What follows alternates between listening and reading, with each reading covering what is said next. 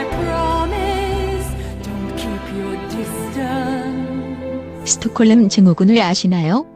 인질범에게 붙잡혀 있다 보면 자연스럽게 인질범의 편이 되고 마는 불쌍한 인질의 신세 말입니다. 그것이 현재 우리 대통령의 심리입니다. 누군가의 도움 없이는 아무것도 할 수 없는 것이 우리 대통령이지요. 자, 이제 우리는 이 상황에서 어떻게 해야 할까요? 오늘 방송 꼭 끝까지 들어주세요. 그 방법을 알려드리겠습니다. 안녕하세요. 황상민의 심리상담소 시즌 5 시작하겠습니다. 오늘은 시사심리를 또 오랜만에 사연이 왔네요. 근데 뭐 시사심리에서까지 이분의 심리를 다뤄야 하나 그런 상황인데요. 근데 오늘 나오신 분 누구시죠? 네, 이웃집 음악가입니다. 네, 오래간만에 나오셨네요. 또 옆에 계시는 분 누구세요? 네, 이웃집 노마드입니다. 이웃집 노마드. 자, 뭐 제가 특별하게 설명 없이요. 바로 사연을 한번 여러분 들어보시고 기대해 주세요.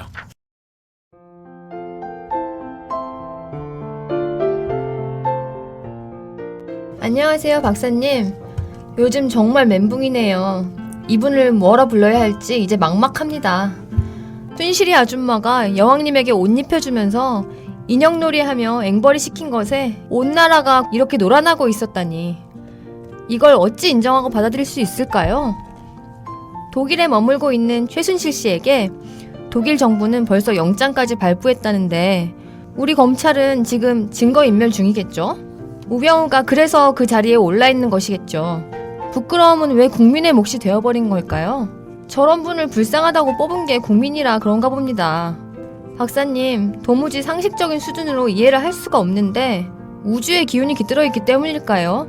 기독교, 불교, 각종 샤머니즘까지 짬뽕된 사이비 종교의 목사 최태민의 5째 부인의 딸이자 후계자이자 우리 인형과는 40년 이상의 연을 이어온 최순실 아줌마와 박근혜의 관계는 어떤 심리면 이런 것이 가능한 것일까요? 교주와 신도의 관계일까요?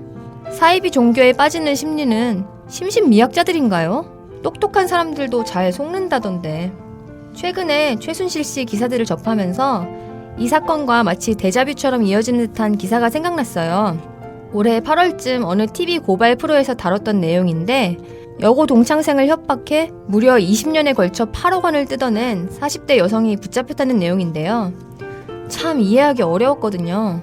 사기 기법을 대충 요약해보면 사주가 나빠 제사를 지내지 않으면 주변 사람이 죽는다며 제사 비용으로 수천만 원, 가족과 함께 살면 칼부림 등 흉흉한 일이 생긴다며 일본에 따로 살게 한 뒤 유흥주점 등에서 성매매를 하길 권했고 또 이후 성관계 동영상이 시중에 유포돼 이를 해결하려고 사채 6천만 원을 빌려섰다며 사채 이자 명목으로 6년간 5억 원을 요구, 또 제사에 사용할 음식을 사오라고 속여 자신이 먹을 치킨, 김밥, 해물탕 등을 매일 자신의 집으로 배달하게 하는 등 노예처럼 부렸다고 합니다.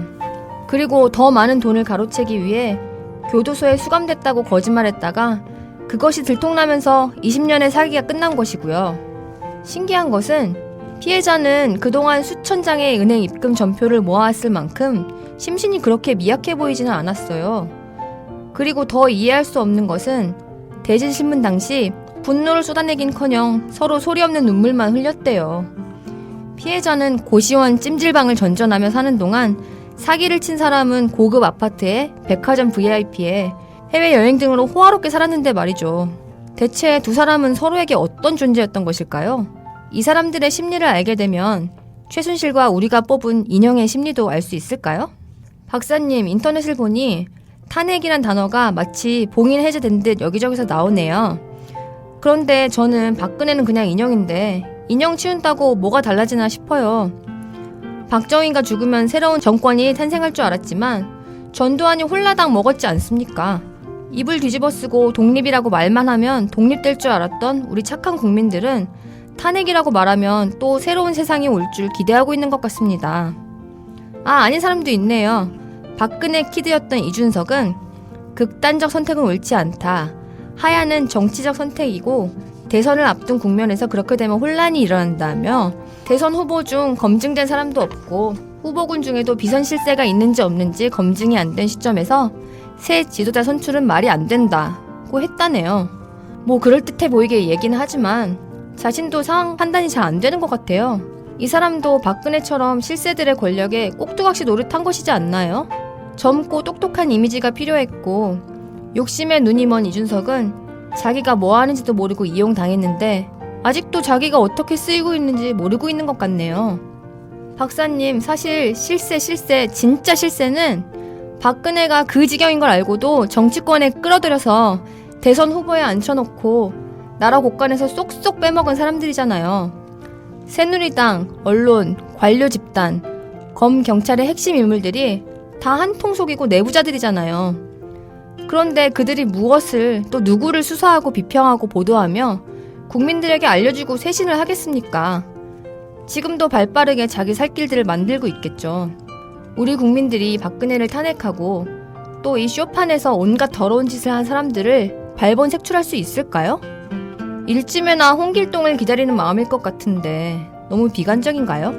그렇지만 지금 탄핵 말만 하면서 박근혜는 끝났다 하면 좋아하는 일이 아닐 것 같아서요. 이후에 어떻게 상황이 정리가 될지 너무 답답합니다. 지금 정말 제대로 정신 안 차리면 우리나라의 미래는 없을 것 같은데 어떻게 해야 하나요? 박사님, 지금 우리가 던져야 할 제대로 된 질문은 무엇일까요? 그리고 우리가 제대로 막연히 보는 가짜 문제는 무엇이고 정말 제대로 보아야 할 진짜 문제는 무엇인가요? 현재 언론과 검찰이 가짜 문제를 진짜 문제로 부각시키는 것 같아서 정말 너무 두렵기만 합니다.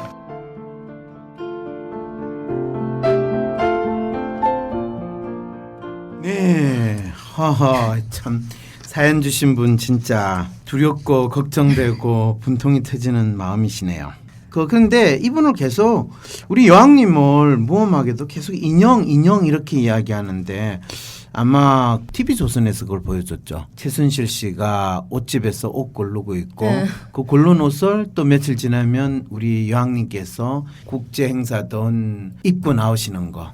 그래서 아마 우리 여왕님은 최순실의 인형놀이에 인형의 역할을 했나 보다. 이렇게 생각하시고 지금 이 사연을 보내주신 것 같아요. 좋잖아요. 옷도 해주고 가방도 해주고 또 그런 동생이 있으면 역시 우리 여왕님은 복 받으신 분인가 봐요. 팔자가 참 좋아요. 아버지도 대통령, 나도 대통령. 엄마 아버지 죽고 나니까 사람들이 다 이분을 또 불쌍하다고 그래가지고 대통령까지 될 수 있으니까 이분 참 복 있는 분이잖아요. 근데 저는 이 사연 읽으면서 비슷한 거 느끼긴 했거든요. 뭘 오히려 느껴요? 뭐 예를 들어서 세월호 때도 그 7시간 동안 네. 이제 비워진 대통령이 무엇을 했나 이거에 대해서도 온갖 이제 추측들이 난무했었잖아요. 그렇죠. 근데 사실 그게 그때 뒤에 이제 인형 놀이를 하시던 분이 어떤 제대로 된 지시를 내려주지 않으니까 그렇죠. 인형이면 아무것도 할 수가 없었겠죠. 그렇죠, 근데 이런 게 그렇죠. 이제 제가 맞아떨어지면서 네. 느끼는 감정들이 너무 허무하기도 하고 이게 정말 우리나라의 모습인가라는 자, 걸 그 말은 알게 돼서, 의사결정을 하거나 네. 어떤 사건에 있어서 진두지휘를 해야 되는 분이 네. 우리의 여왕님이에요. 그런데 여왕님이 또 지휘를 받아야 되는 상황이라서 여왕님에게 지시를 해주실 분이 순실 이분이세요. 그런데 하필이면 그때 최순실 씨가 바쁜 일이 있어가지고 사건에 대해서 진두지휘를 여왕님한테 못한 거예요. 아마 그때 독일에 있었나 보죠. 그건 알 수 없죠, 그죠? 네.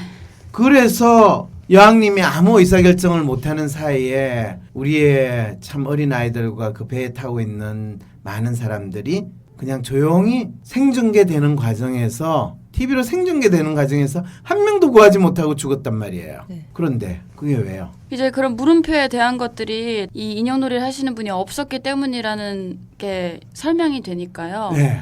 이게 진짜 내가 살고 있는 나라인가? 이게 영화도 이거보다 더 영화 같을 수가 있을까라는 아니 여전히 저는 들었어요. 이해가 안 돼요. 인형놀이 하는 사람은 있을 수도 있고 없을 수도 있지. 사실 그러니까 그분이 뒤에서 어떻게 다 조정을 한 거였잖아요. 그렇죠. 근데 그 조정하는 사람이 없으면은 네. 저희가 대통령이라고 믿고 있고 또 믿고 싶어 했던 그분은 아무런 능력이 없는 거죠. 그렇죠. 근데 그거 알고 있었지 않나요? 저는 네. 좀 그것도 있었던 것 같아요. 뭐요? 그러니까 믿고 싶지 않았던 거죠. 그렇죠. 사람들이 그렇게 이야기를 네. 해야죠. 대통령이라고 부르는 그분이 그래도 저렇게 깎아내리거나 뭐 어떤 인문적인 소양이 없다거나 이 나라가 어떻게 돌아가야 되는지 방향에 대해서 전혀 모르는 사람이 아닐 거야라는. 근데 재밌는 거는 네. 그분이 대통령이 되기 전에도 말하는 거나 하신 활동, 예를 들면 그분이 국회의원으로 몇 년 동안 활동했는지 아세요?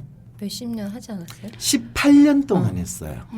1년도 아니고 5년도 아니고 10년도 아닌 18년 동안 국회의원으로 활동을 했는데 그분이 국회의원으로서 본인의 능력을 보였는가라는 것을 국민들은 그분이 대통령이 된다고 할 때 그거를 확인해 보려고 했을까요? 안 했을까요? 안 했죠. 그냥 인자한 모습으로 어르신들이랑 악수하고. 그렇죠. 네. 그 말은 뭐냐 하면 그분 스스로가 정치인으로 지내고 10년의 대통령이 되기 위해서는 본인이 사람들 앞에서 나와서 손 흔들고 악수하고 정답과 같은 이야기만 하면 됐다는 거예요. 소위 말해서 마네킹의 옷을 잘 입고 그 마네킹이 로봇처럼 시키는 대로 꼭두각시 노릇을 잘 하면 많은 사람들이 박수치고 저 사람이 아버지가 대통령 했으니까 당연히 저 사람도 대통령이 돼야 된다고 믿고 아버지가 나름대로 뭐 이 나라의 경제 발전에 조금 기여를 했으니까 딸도 뭐 엄청난 능력을 발휘해서 뭘 할 거라고 우리 모두 기대했고 믿었잖아요. 근데 아무도 그 사람한테 저 사람이 그럴 능력이 됩니까? 그리고 그 사람이 국회 출석한 일수가 가장 꼴찌고 국회에서 이 사람 이름으로 변변하게 법안 제출한 거 18년 동안에 10건도 안 되거든요. 근데 그렇게 지적을 해도 그 당시에는 뭘 얘기해도 안 들었을 것 같아요. 바로 그거예요. 네. 그 이야기예요. 네. 우리는 실제 그 사람이 어떤 건지를 알고 싶지 않고 그냥 우리가 믿고 싶고 우리가 기대하는 그 사람이다라고 주여 어서 오소서 저 영혼이 나으리라 우리에게 기적을 베푸소서 이런 마음으로 그 사람을 대통령으로 뽑았어요. 그럼 대통령 뽑고 나서 여왕님 저희에게 행복을 주소서 대한민국에 통일 대박을 주소서 이러면 되는 거잖아요. 그거를 뭐 순실이가 뭐 조작을 하든 병호가 조작을 하든 교환이가 조작을 하든 그건 무슨 상관이에요.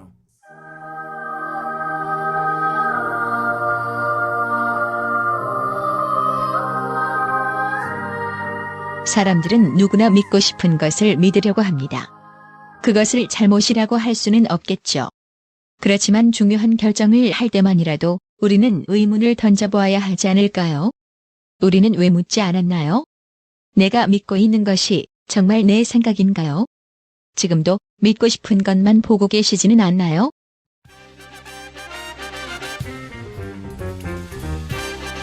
황상민의 심리상담소 송년의 밤.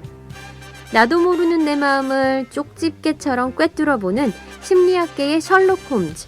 황상민 박사를 오프라인에서 직접 만나 이야기를 들어볼 수 있는 황상민의 심리 콘서트 시즌2가 오는 12월 17일 충정로 벙커에서 열립니다.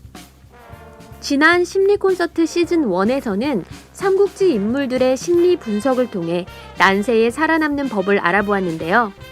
이번 시즌2에서는 1년여 넘게 진행해온 팟캐스트 황상민의 심리상담소의 공개방송 형식으로 셜록 황이 개인의 이슈와 사회 이슈를 풀어가는 과정을 직접 생생하게 만나보실 수 있습니다.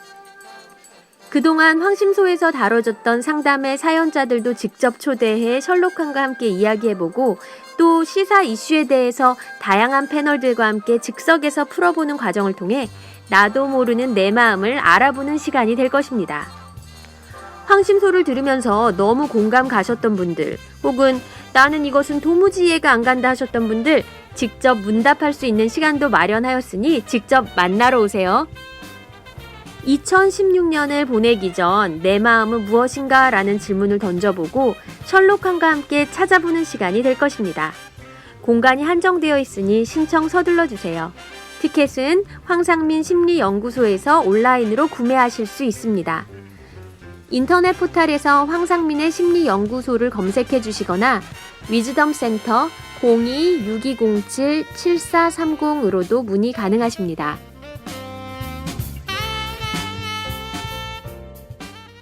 순실이 아줌마하고 좀 친해가지고 본인이 장관하고 차관하면 심지어 청와대 행정관으로 들어가면 얼마나 좋아요.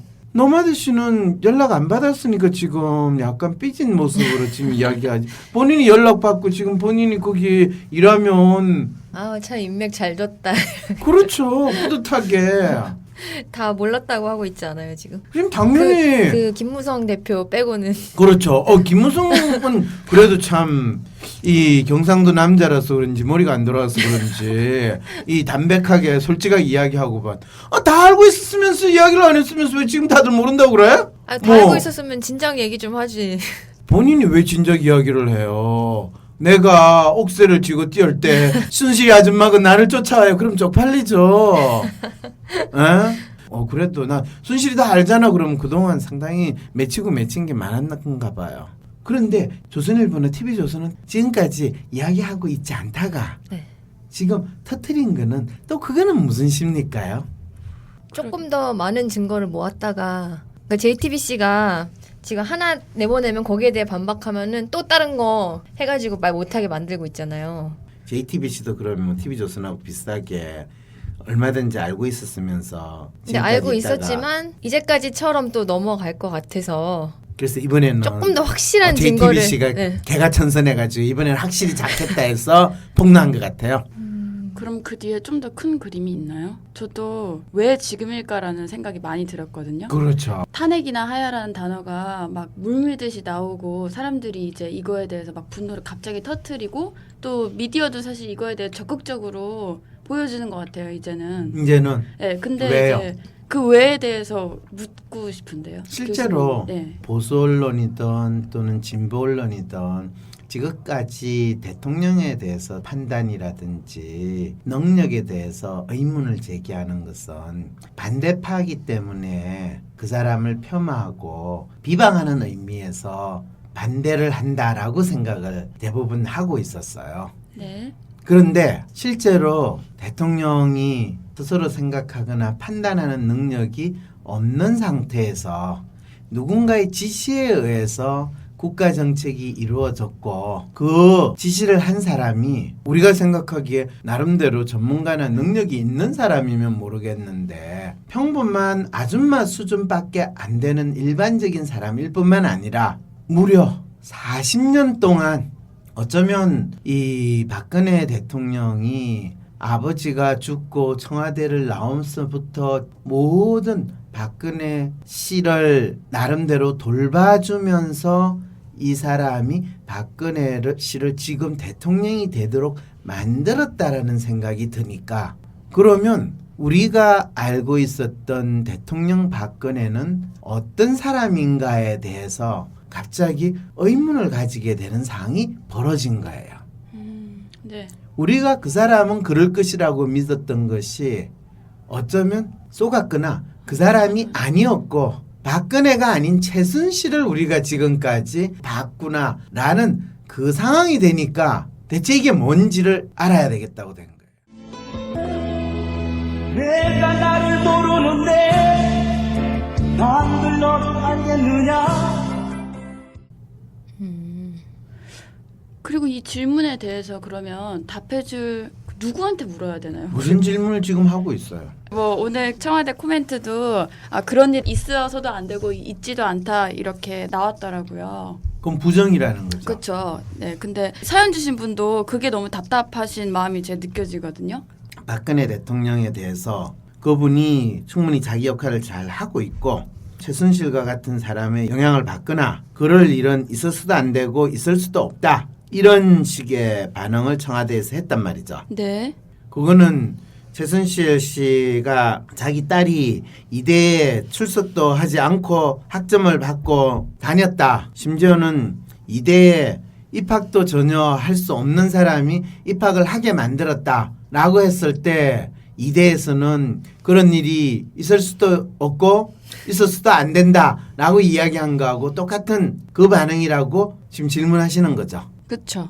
그러니까 국민들 입장에서는 이제 한 가지는 확실히 알게 됐죠. 아, 청와대에서 이야기하는 거는 명백하게 있는 일도 아니라고 주장하는 사람들이구나. 여러분 이거 다 거짓말인 걸 아시죠? 저는 속았습니다. 삐걱번쩍 나도 한번 잘 살아보자. 블링블링 나도 한번 잘 살아보자. 빙글빙글 빙글빙글 춤을 춰 흔들흔들. 닭다리 잡고 삐약삐약 닭다리 잡고 삐약삐약. 어쨌든 간에 가장 쇼킹한 거는 청와대 비서실장, 국무총리 이런 사람들은 거짓말을 하고 있지 않을까 막연히 생각했는데 대통령이 거짓말을 하는 수준을 떠나서 누군가의 조정을 받아서 그 역할을 했다라고 하니까 이제 이분은 멘붕이라고 이야기를 하는 것 같아요. 그런데 이상한 거는 나는 모르셨어요? 네. 라는 질문을 할 수밖에 없는 거예요. 얼굴 마담이라는 게 무슨 말인지 알아요? 그냥 앞에 이제 종이 인형 같은 역할이죠. 그렇죠. 네. 그 지난번 한나라당 때 한나라당 후보가 되기 위해서 이명박 전 서울시장하고 박근혜 당대표 이 두 분이 서로 경선을 할 때 두 사람의 심리를 제가 다 분석을 해봤어요. 그랬을 때 놀랍게도 이분의 심리는 마치 자기가 그 역할을 하지만은 혼은 딴 데 있는 것 같은, 그러면서도 그거를 상당히 덤덤하게 수행을 하는 사람의 느낌이 든 거예요. 그래서 저거는 저 사람이 대통령을 하겠다라는 열망이 있는 것인가, 대통령 후보가 되고 싶은 그게 있는가라고 할 때 앞에 촛불을 켜놓고 그걸 물끄러미 바라보는 그런 사람이 연상이 되는 거예요. 사람이 촛불을 켜놓고 물끄러미 바라보고 있는 그 느낌 또는 그 상황 여러분 상상해 볼 수 있어요? 그냥 무념무상 아니에요? 그렇죠. 네. 그걸 보통 무념무상이라고 그러면 상당히 마음이 평전한 상황인데 그럴 때 그거는 살아있는지 죽어있는지 그 사람의 상태가 마치 유체 이탈하는 그 상태를 연상을 할 수 있어요. 그러면 그거는 정신적으로 마치 히스테리 환자가 이렇게 있는 거하고 비슷한 느낌을 줘요. 아니 지금 두 사람이 대한민국 대통령이 지금 정신병 환자라는 뜻인가 라고 표현하는데, 내가 노마드 씨하고 이야기하면 노마드 씨 눈을 보고 또 얼굴을 보면서 저 사람이 어떤 생각을 하고 있는가를 이 소위 말하는 감정적 교감이 있다라는 걸 느끼는데, 제가 그때 박근혜 그분의 얼굴을 보면서 그분이 이야기하는 걸 들었는데 얼굴 표정에 변화가 없어요. 그러면서 이야기를 하는데 나와 관련된 이야기를 하면서도 전혀 미동의 얼굴 표정에 변화가 없어요. 그래서 좀 대체 본인 생각을 이야기하고 있나 아니면 앞에 있는 모니터를 읽나, 앞에 모니터도 없었어요. 근데 또박또박 말씀을 하시니까 이상하다 이 생각이 드는 거예요. 그래서 절대 질문 안 받으시는 거군요. 그렇죠.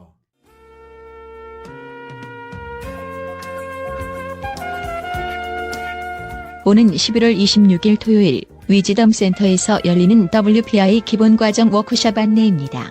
위즈덤 센터에서 진행되는 이 기본과정 워크숍에 참여하시면 WPI 개발자이신 황상민 교수로부터 직접 성격 심리 원리와 WPI 기본 유형 그리고 프로파일 해석의 기초를 배우실 수 있습니다.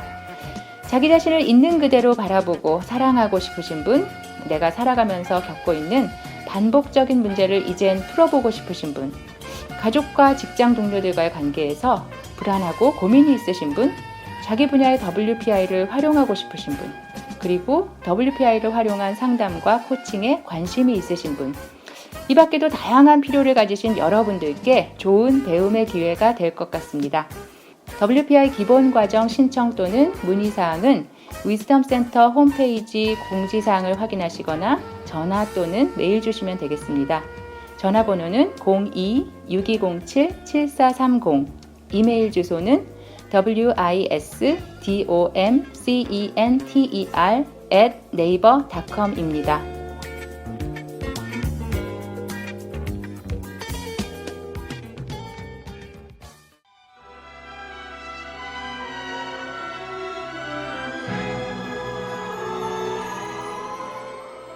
자녀들과 학생들의 공부 때문에 고민이 많으신 부모님들, 학교 선생님들과 학원 선생님들을 위해 위즈덤 센터에서 아이를 살리는 WPI 성격 유형별 공부법 워크숍을 개최합니다. 아이를 살리는 WPI 성격 유형별 공부법 워크숍에서는 WPI 성격 유형에 따라 각 학생들이 경험하는 공부의 어려움과 자신의 성격에 맞는 맞춤 공부법을 알려줍니다.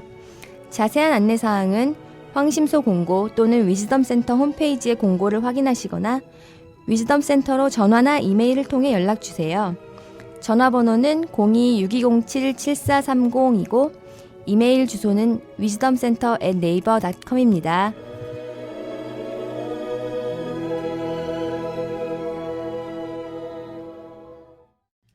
자, 그래서 저는 그거를 지금까지 쭉쭉 보여줬는데 왜 이분이 이렇게 난리를 치면서 사연을 보냈는지 알 수가 없어요.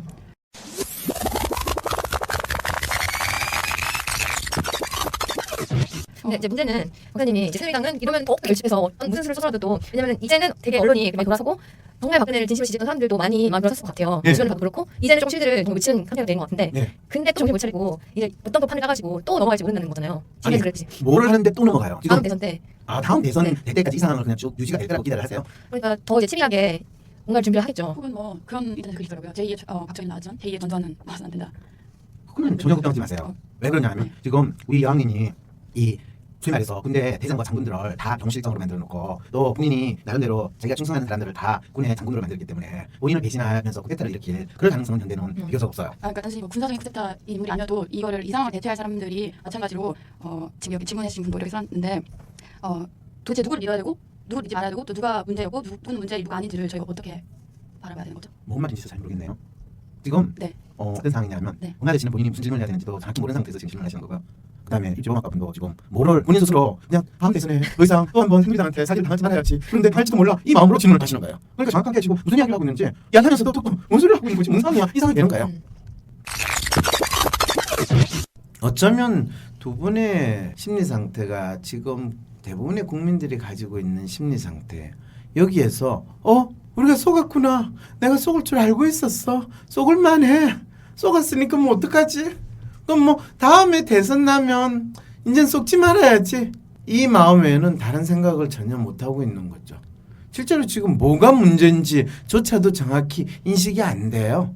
그래서 내가 묻는 거예요. 대체 이분 사연 주신 분이 뭐가 문제냐는 거예요. 그리고 이번 웃긴 게 독일에 머물고 있는 최순실에게 독일 정부는 벌써 영장까지 발부했다는데 이 무슨 말도 안 되는 소리예요. 독일 정부가 왜 최순실 씨한테 영장을 발부해요. 그러니까 벌써 어떤 정보들이 있으면 그 정보가 진짜인지 가짜인지 말이 되는지 안 되는지 국민들도 기본적으로 가장 기본적인 판단 능력부터 뭔가 아니긴 아니야. 근데 뭐가 아닌지를 모르니까 이거 저거 이러고 앉은 거예요. 이게 지금 대한민국의 안타까움이라는 거죠. 우리 검찰은 지금 증거인멸 중이겠죠. 검찰이 왜 증거인멸을 해? 당사자들이 증거인멸을 다 했지. 그리고 검찰은 증거인멸된 데 가가지고 가택수색하는 쇼를 하지. 빈박스 들고 왔다 갔다 하는 척하고 박스 여러 개 가지고 나야지 또 뭔가 많이 얻는 것 같지. 지금 거기 가가지고 무슨 증거를 찾아. 이미 핵심 증거는 다 있는데. 그러니까 검찰이 뭐 하냐 이런 소리 들으니까 우리 열심히 일하고 있어요. 근데 병우 형님이 아직 어디 가라 이야기를 안 해가 기다리고 있는데요. 야 그럼 빨리 가. 니들이 생각해서 가고 싶은 데로 가. 그래가지고 지금 기다리고 있다가 핑계는 시민단체에서 고소한 거 그거 수사한다고 수사 핑계대고 지금 병우 형님이 지시를 받아서 잘 가잖아요. 우병우가 그래서 그 자리에 올라 있는 것이죠. 당근이지. 그래서 그 자리에 올라 있지. 이거는 질문도 아니고 당연한 거잖아요. 부끄러움은 왜 국민의 몫이 되어버린 걸까요? 뭐가 부끄러워요? 이런 건 부끄럽다는 게 아니라 쪽팔린다는 거야. 왜 쪽팔리냐? 이미 YS가 우리 양님을 그랬잖아요. 7푼인가 8푼인가. 근데 7푼인가 8푼이를 대통령으로 뽑았으면 그거는 국민은 6푼이도 안 되고 5푼이도 안 되고 서푼이밖에 안 됐다는 걸 우리 스스로 인정해야지. 그렇잖아요. 그런데 그런 분을 불쌍하다고 뽑았다. 근데 이분이 불쌍하긴 불쌍한가요? 뭐 애잔하게 보이는 그런 연출을 많이 했죠. 애잔하게 보이는 연출이 뭐예요? 뭐 부모님 일찍 돌아가시고 부모님이 네. 몇 살 때 돌아가면 우리는 부모님이 일찍 돌아간다고 이야기를 해요. 어렸을 때. 어렸을 때. 부모님이 박근혜 대통령이 몇 살 때 돌아가신지 아세요? 열 몇 살 땐가? 봐요. 그것도 모르면서 어린 시절에 부모님이 돌아가셔서 불쌍하다.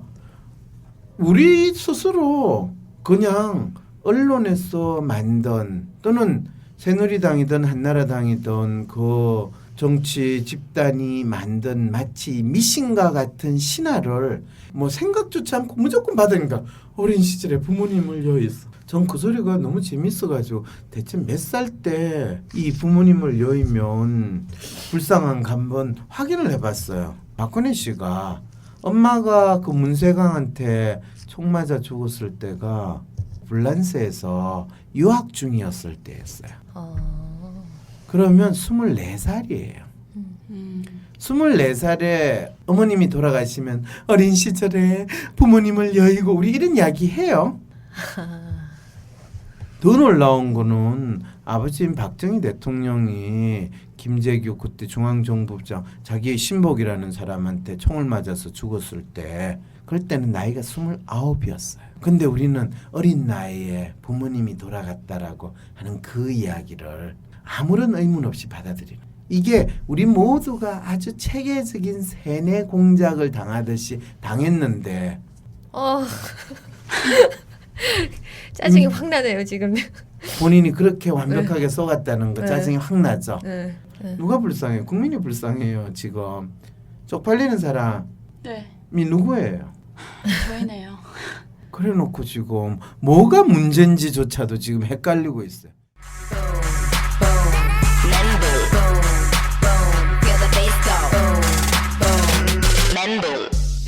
그런데 더 놀라운 거는요. 많은 언론에서 이분이 대통령 후보로 나왔을 때 이 사람이 진짜 국가를 경영할 만한 능력이 되는가. 사실은 대통령이라는 게 상당히 폼이 나는 자리긴 하지만은 엄청나게 많은 의사결정을 해야 되는 거잖아요. 북한이 핵미사일을 만들었다. 그럼 우리는 어떻게 대응해야 되지? 북한의 더 미사일 발사를 하고 핵실험을 하게 만들어야 되나 그거를 하지 않게 만들어야 되나 또는 그럴 때 그거를 하지 않게 만들어야 되는 건 정답이에요. 그럼 어떻게 하면 북한이 핵미사일을 더 안 만들고 본인이 평화를 유지하거나 도발을 적게 할 수 있게 할 것인가. 우리 박근혜 대통령이 된 이후로 아주 체계적으로 북한이 도발을 하도록 계속 만들었어요. 네. 이거는 제가 안 시켰어요. 네. 거의 잊을만 하면 북한이 도발하게 했어요. 갑작스럽게 개성공단도 폐쇄하고 그러면서 개성공단에 있는 우리 국민들을 보호하기 위해서 그랬대. 내가 원하는 거를 이루기 위해서 상대방한테 요청을 하려면 상대방이 원하는 거 상대방이 내 말을 듣도록 해야지. 내 말을 안 듣는다고 계속 협박하고 위협하고 하면 상대방은 더욱더 말을 안 들어요. 이게 기본적인 인간관계에서 누구나 자연스럽게 배울 수 있는 상식적인 행동이잖아요. 그죠? 네. 그런데 우리 여왕님은 이런 인간관계에서 누구나 생각할 수 있는 상식적인 행동을 배울 수 있었을까요? 배우지 못하는 사람이에요. 배우지 못하는 환경 속에서도 있었고 배우려고 하지도 않았고. 어떻게 아세요? 어떻게 그분이 그런 특수한 환경에 있었다는 걸 아세요? 뭐 대체 손만 뭘 말하는 까딱하면 거야? 알아서 다 갖다 바치고 다 해주고 다 오냐오냐 하니까 왜요? 주변에서 왜 주변에서 그렇게 했어요? 영예였기 때문에. 이제 아시겠죠? 네. 이분이요 11살 때부터 우리로 이야기하면 초등학교 한 3, 4학년 때부터 청와대에서 생활을 하기 시작했어요. 궁굴에 들어가가지고 공주로 살기 시작한 거예요. 그리고 나이가 29살 될 때까지 어떻게 보면 인간으로서 사회화가 되는 거의 가장 중요한 시기 10대하고 20대 전체를 대한민국에서 최고로 높은 사람의 딸로서 지냈던 거예요. 그러면 이 사람은 세상 살아가는 데서 어려움을 조금이라도 알까요? 모를까요? 모르죠. 아버지한테 야단을 받았다라고 이야기하는데 아마 아버지도 국사에 바빠서 딸 공부하는데 야단 쳤을까요? 안 쳤을까요? 신경 안 쓰죠. 신경 안 쓰죠. 왜? 그 교수님들 알아서 다 A 줄 거니까. 어떻게 하셨어요? 저는 이분이 수영대 다닐 때 고등학교 다닐 때 공부를 잘했다고 그래. 진짜 공부 열심히 한 줄 알았어요. 그리고 저도 대학 교수니까 나는 지 아버지가 대통령 딸이든 장관 딸이든 아들이든 걔가 받을 학점을 주지 대통령 딸이고 장관 딸이 무조건 A를 준다는 생각은 한 번도 내가 해본 적이 없어요. 그렇게 그분이 지내다가 그 이후에 어린 나이에 아버님이 돌아가시고 그 아픔을 겪은 다음에 15년 동안 야인으로 지냈습니다. 그분이 소년소녀 가장으로 지냈대. 그분이 소년소녀 가장으로 지냈는데 전두환한테 그 당시 돈으로 6억 원이나 받았대요. 청와대 금고에 있던 돈이라고. 그리고 어느 재벌 회장님이 삼성동에 집도 지어줘가지고 그 집에 들어가서 살고. 진짜 소년소녀 가장들이 들으면 정말 통곡할 노릇이네요. 통곡하죠. 그래서 소년소녀 가장들이 다 그분이 불쌍하다고 찍어준 거죠. 아이고. 그래가지고 대통령이 되신 분인데 여기서부터 이제 많은 사람들이 첫 번째 질문을 던져야 돼요. 우리가 보통 그러잖아요. 자기가 밥도 해먹고 라면도 끓여 먹고 또 사람들 만나가 이야기도 나누는데 이분은 그것이 가능한 사람인가? 가능하지 않을 것 같아요. 만일 가능하지 않으면 그런 걸 우리는 금치산자 같은 소위 말해서 상당히 영어로 이야기하면 인컴피턴트한 사람이라고 이야기해요. 다른 사람의 도움을 빌리지 않으면 자기 일상생활도 근사하지 못하는 사람. 그러면 그 사람은 자기 몸 하나 근사 못하는 사람인데 사회의 국가의 중요한 문제에 대해서 의사결정이나 판단 능력이 있을까라는 가장 간단한 질문부터 한번 던져봐라는 거예요. 네. 우리가 이 나라의 경제를 살려주세요. 또 이 나라 국방을 튼튼히 하고 북한의 위협으로부터 우리를 지켜주세요라고 하고 누가 누구 보고 지켜달라고 하는지. 그 생각이 드세요? 네. 그러니까 어떤 분이 야, 그 사람이 그렇게 야인 생활을 하다가 국회의원이 내가 18년 동안 국회의원을 했잖아라고 이야기를 해요. 18년 동안 국회의원을 했으면 그럼 지역구의 문제를 잘 해결했다든지 또 그분이 국회에서는 법을 만드니까 입법 활동을 열심히 잘했다든지 근데 이분이 18년 동안 국회 의정 활동은 전체 통틀어서 국회의원에서 거의 꼴찌예요. 그러니까 노력도 없고 성의도 없네요. 노력도 없고 성의도 없는 게 아니라 하고 싶어도 아는 게 있어야지 할 수 있는 게 없는 사람인. 근데 대한민국은 진짜 좋은 나라예요. 왜? 대통령의 딸이라는 그 이유로 이 사람은 18년 동안 출마만 하면 당선되는데 뭐가 걱정이야. 그러니까 우리는 모두 두려움에서 그 사람은 너무나 높고 거룩하신 분이야 이러는 거예요. 예를 들면 삼성에서 이재용 씨가 아버지 다음에 삼성의 회장으로 등극을 한다. 우리 그거에 대해서 불만 있어요, 없어요? 딴지 안 걸죠. 딴지 안 걸죠. 왜? 삼성이 이재용 아버지 거니까 아들이 물려받는데 뭐가 이상해? 그러면 북한이 김정일이 아들 김정은한테 물려줬어. 그거는 뭐 이상한 건가요? 아주 이상하다고 막 떠들어대는데 더욱더 나는 더 이상해. 그러네요. 네. 대한민국은 재벌이 자기 아들한테 물려주는데 나라를 물려주는 건 그건 뭐가 이상해?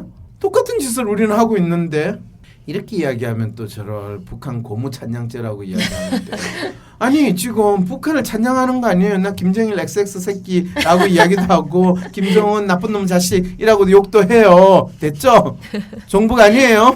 자 그런데 그와 똑같은 심리를 우리는 박정희의 딸이니까 박근혜 후보가 대통령이 돼야 되는 게 맞다라고 믿는 그 마음은 결국에 북한의 김정일이 아들 김정은이가 북한의 대통령이 되는 것이 너무나 당연하다고 믿는 심리고 이건희 씨 아들인 이재용이 삼성의 주인으로서 등극하는 게 맞다고 믿는 심리와 전혀 다르지 않아요.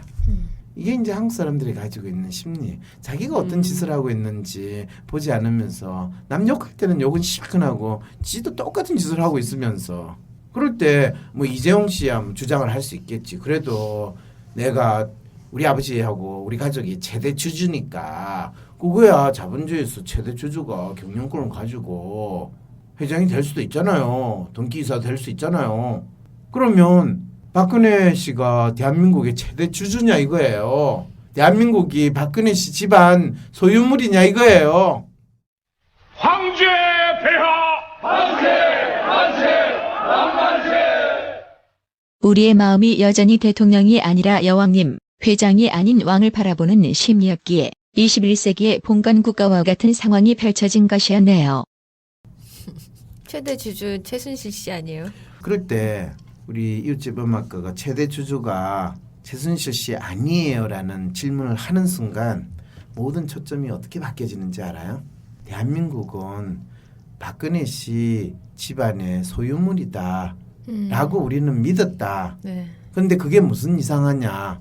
실제로 문제가 되는 거는 박근혜 씨가 아니라 최순실 씨가 최대 주주인 것처럼 보였기 때문에 문제다 라고 초점을 확 흐려버리는 질문이 돼버리는 거예요. 왜 그러냐. 기본적으로 핵심 문제는 박근혜 씨가 마치 대한민국을 자기 사기업처럼 생각하고 최대 주주인 것처럼 나왔던 것부터가 이상한 자체가 일인데 문제였는데 네. 그거를 마치 당연하게 만들고 최순실 씨가 최대 주주 행세를 한 것 자체가 문제인 것처럼 만들어버리면 어떻게 되는지 알아요? 박근혜 씨는 피해자가 돼요. 속임수를 당한 게 됐고 최순실 씨만 죽일 놈이 되는 거예요. 놀랍지 않아요? 본인도 모르게 그 트랩에 싹 빠지고 그 트랩을 가지고 하면 조금 지나면 또 불쌍한 우리 대통령 박근혜 대통령 아이고 주위에 친구를 잘못 둬가지고 이 논리로 들어가면 아이 그래 힘들더라도 그래도 남은 임기 동안 대통령 일을 잘해주세요 이렇게 돼버리는 거예요. 그러니까 황심소에서 계속 얘기를 해주셔야죠. 내 잡혀가라고요? 이분이 지금 내한테 유감이 있는 것 같아. 아무래도 속으로. 어? 지금 어떤 언론인이 뉴스 브리핑하면서 박근혜는 최순실 씨한테 사기당한 듯한 피해자다 이렇게 표현할 때 마이 갓 역시 대한민국 언론들은 이 권력을 가진 사람들의 앞잡이 노릇을 저렇게 교묘하게 할 수 있구나 라는 거를 바로 느낀 거예요. 그런데 일반 사람들도 특히 이웃집 엄마과 같이 의식 있고 똑똑하신 분도 너무나 자연스럽게 그런 질문을 탁 던지면서 그 트랩에 말려 들어가는 상황이 돼버린다는 거예요.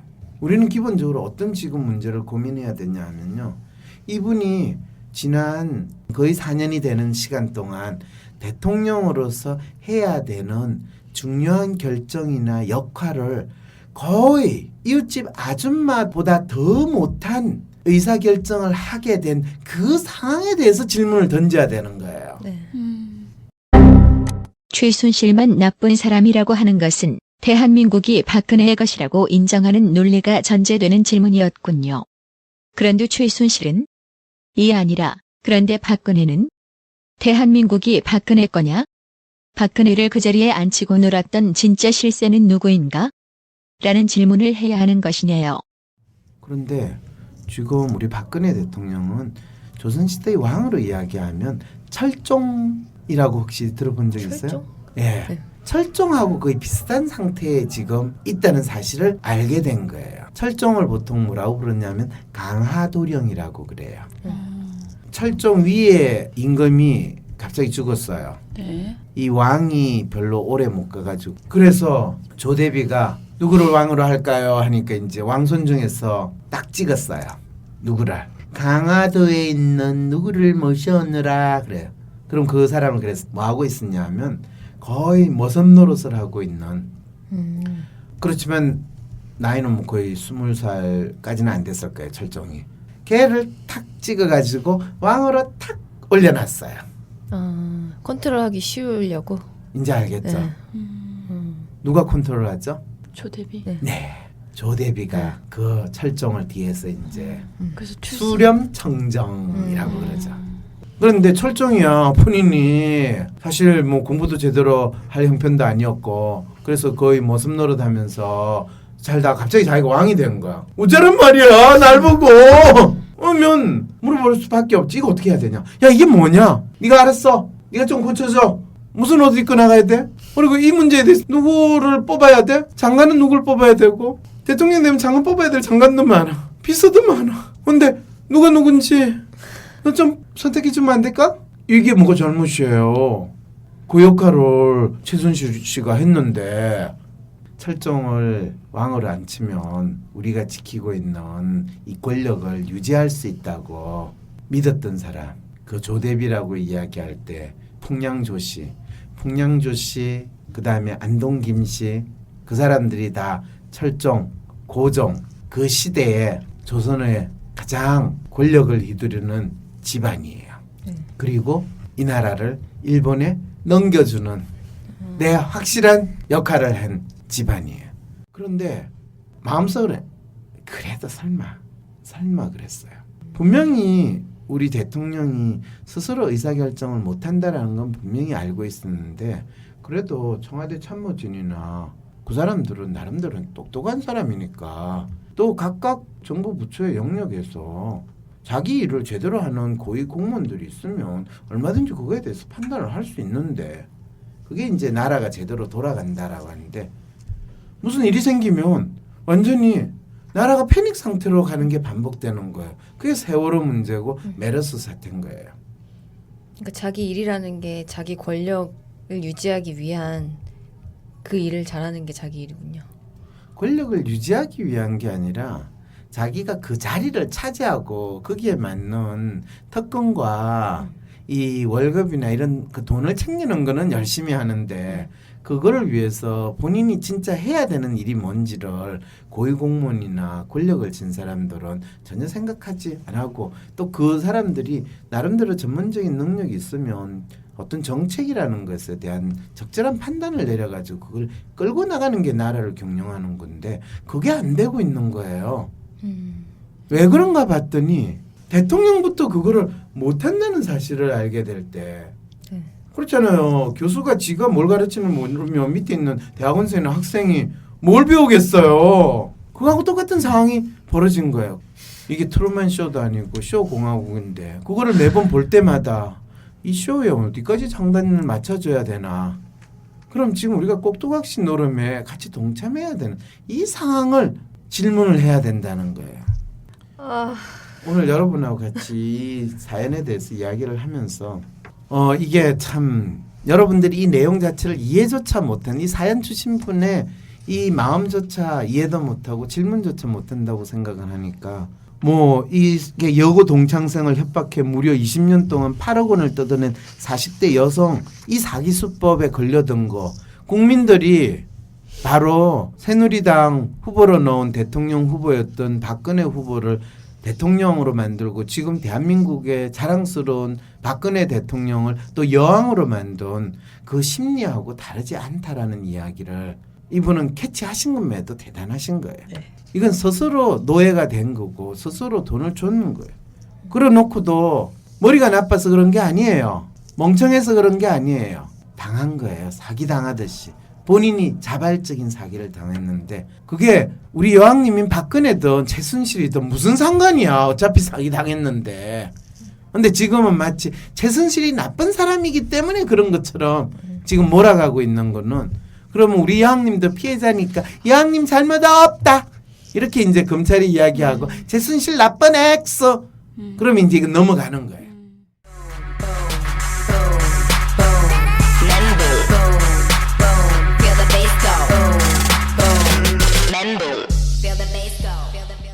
온 국민이 지금 멘붕에 빠진 것은 사기당했다는 것을 인정해야만 하는 상황이어서군요.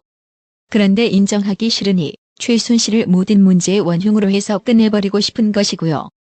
하지만 그렇게 되면 박근혜를 그 자리에 앉혀서 국정을 농단한 사람들에게 우리는 또 사기를 계속 당할 위기에 놓이게 되는 것이고요. 오 마이 갓.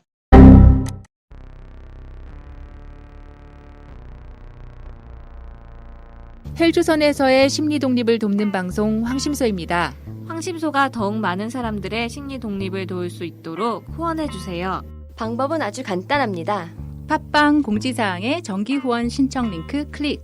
사연 PDF 파일의 상단 배너나 링크를 클릭. 황심소 네이버 카페에서도 하실 수 있습니다. 아참, 카카오톡에서 황심소 친구 맺기를 하고 톡을 보내주세요. 후원 링크를 보내드리겠습니다. 나와 나의 이웃의 심리적 해방을 위해 작지만 의미 있는 동참을 해보시기 바랍니다. 안정적인 직장, 번듯한 집과 차, 부자가 되면 행복할 수 있을까? 만약 대통령이 바뀐다면 그분이 날 구원해 줄 수 있을까? 힐링도 위로도 이젠 지친다고 하네. 다들 문제 렁뚱한데 수차네. 이거 다 거짓말하는 걸 아시죠? 저는 속았습니다. 이제 속지 말고 황심소들을 차례. 너와 날 제대로 알고 싶다면, 남 탓 그만하고 홀로 서고 싶다면, 새로운 변화를 만들어 가고 싶다면 후원하기 클릭. 황상민의 심리상담소. 참, 팟빵에서 다운로드하기, 댓글 달기, 별점 누르기, 구독하기도 황심소에게 힘이 되는 것 아시죠? 잊지 말고 꼭 해주세요.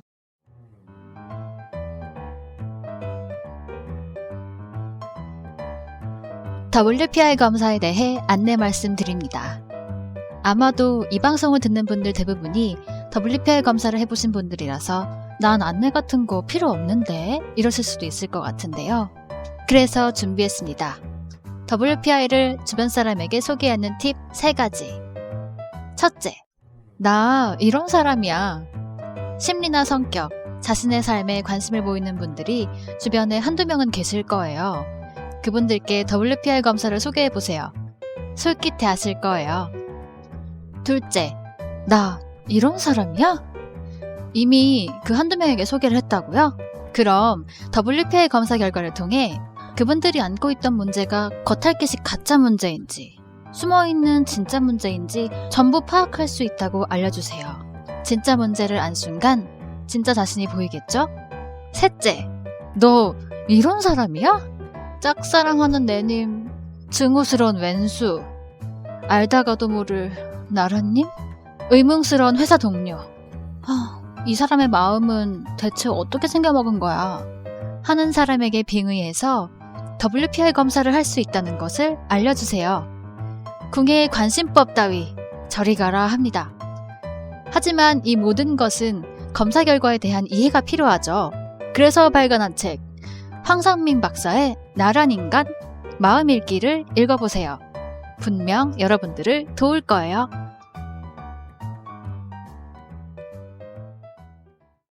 벌써 이 거대한 업무에 우리는 자동식으로 동참하는 사고를 이 오늘 나오신 두 분이 내한테 야단 듣는 것 같은데 꼭 그런 여러분들 벌써 답답하고 힘들다고 하면 사연 주신 분이 그게 이상하니까 내한테 질문을 합니다.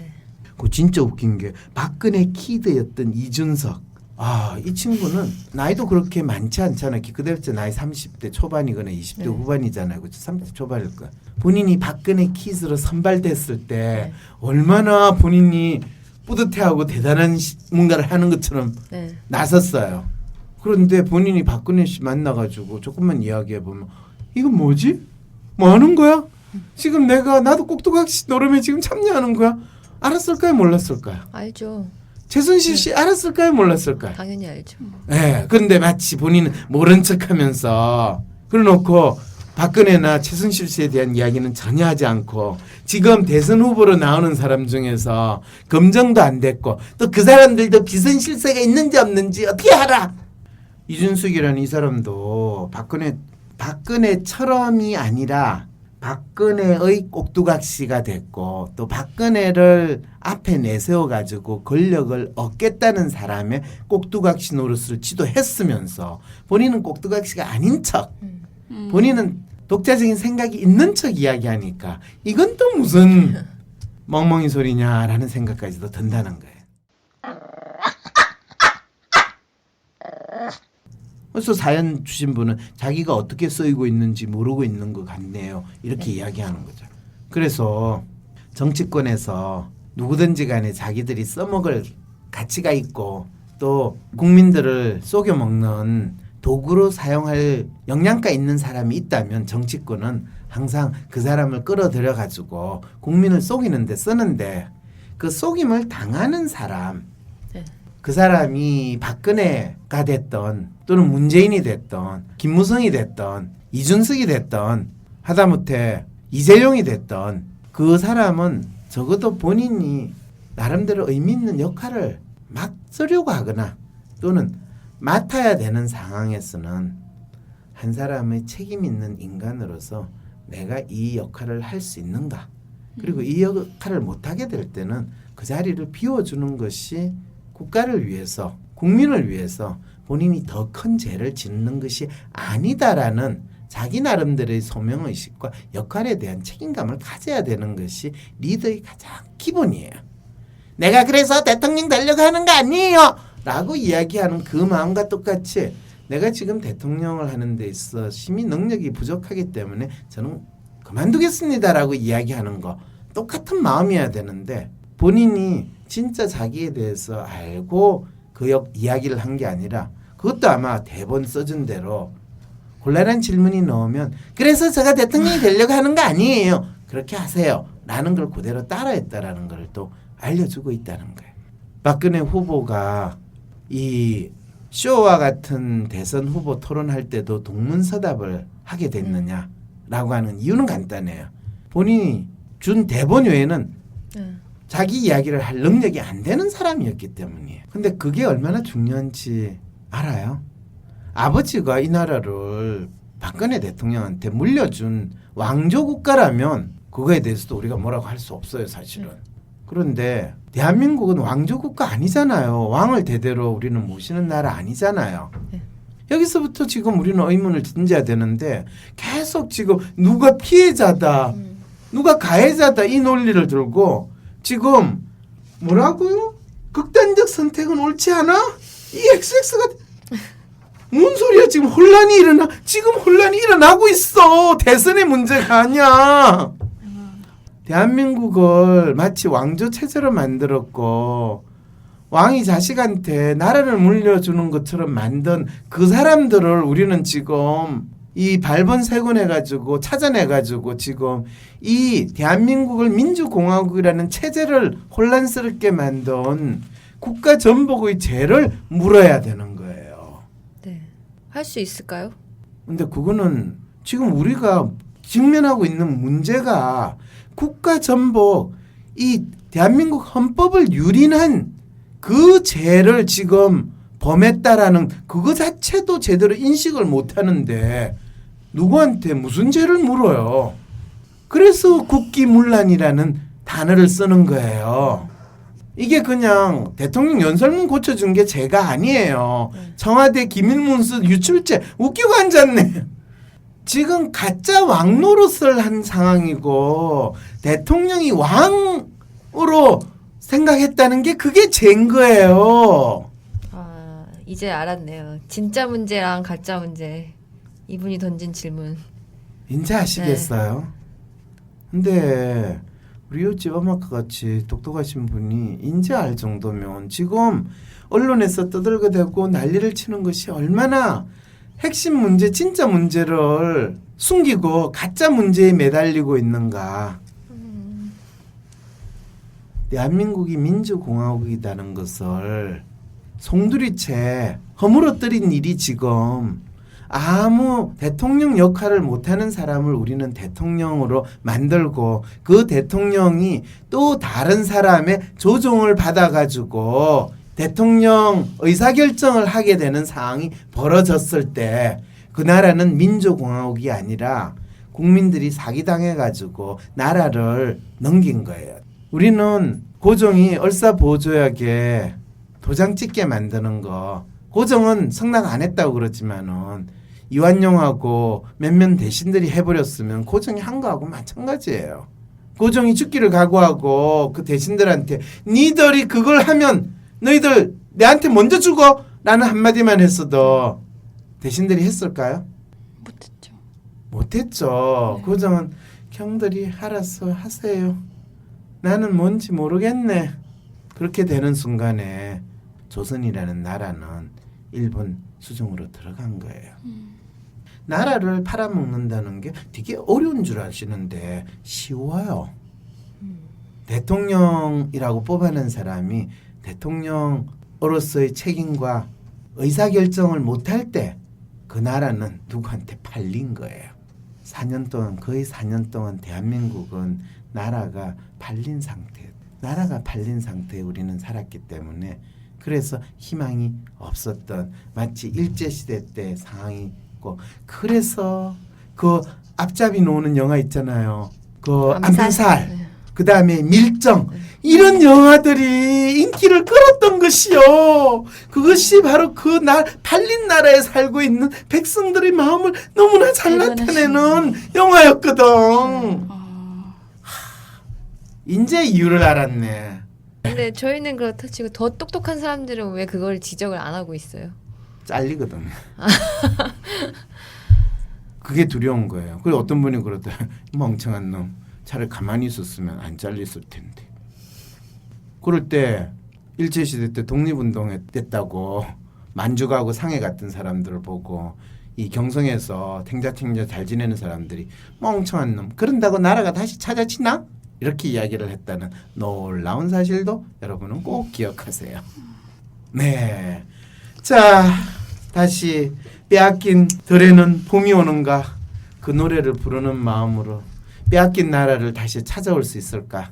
앞으로 한 달 안에 우리가 빼앗긴 나라를 찾아올 수 있을지 없을지는 우리의 여왕님이 어떤 국적 결단을 하느냐에 달렸을 텐데 팔아먹은 나라 쉽사렵게 돌려주지는 않을 것 같은데 그거는 어떻게 할지 두고 봐야죠. 그분이 어떤 분이라는 그걸 국민들이 제대로 알기만 하면 미신과 신하의 결정판이 우리 여왕님이고 그 여왕님에 대한 미신과 신하를 만들어내신 분들은 정치권에 있는 당신들이거나 아니면 언론에 계신 권력의 앞잡이 역할을 참 열심히 하셨던 기자정신에 투철한 기자들이었어요. 네, 오늘 참 무거운 주제로 가지고 길게 방송했죠. 네. 재밌으셨나요?